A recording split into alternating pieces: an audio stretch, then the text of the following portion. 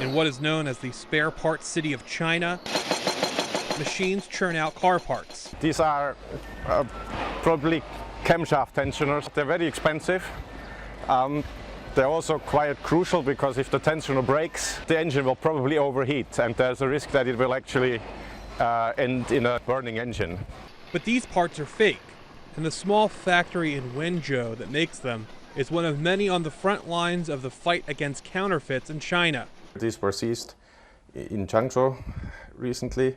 Alex Theo worked as director of Asia Pacific investigations at General Motors before he founded an investigations firm called Harvest Moon. He spent years watching Western firms waste money on anti-counterfeiting raids. They do one brand today and another brand the other day. The more volume, the more counterfeits.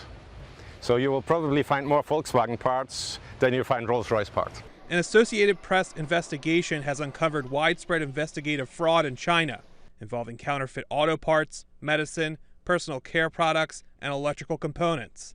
In some instances, Western firms unwittingly paid investigators who themselves manufactured or sold counterfeit goods. In other cases, information about raids was fabricated. Some investigators were suspected of taking money to protect the very counterfeiters brands were paying them to fight.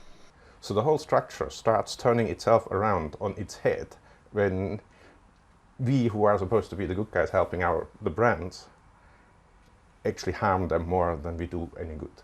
Numbers say the U.S. is losing the fight against fakes, especially dangerous ones.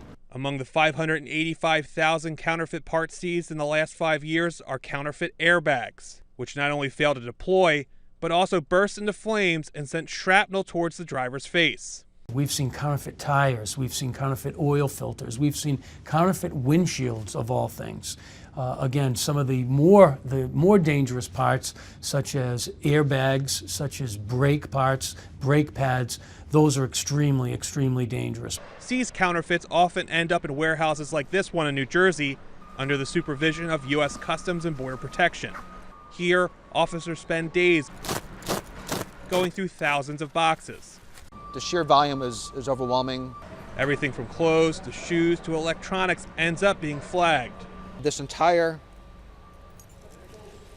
bag is filled with Michael Kors trademark emblems, so they're going to rip this off and put this on. Despite their efforts, officers say they've watched seizures of dangerous consumer products rise and the quality of the counterfeits improve. Bob McCall, Associated Press.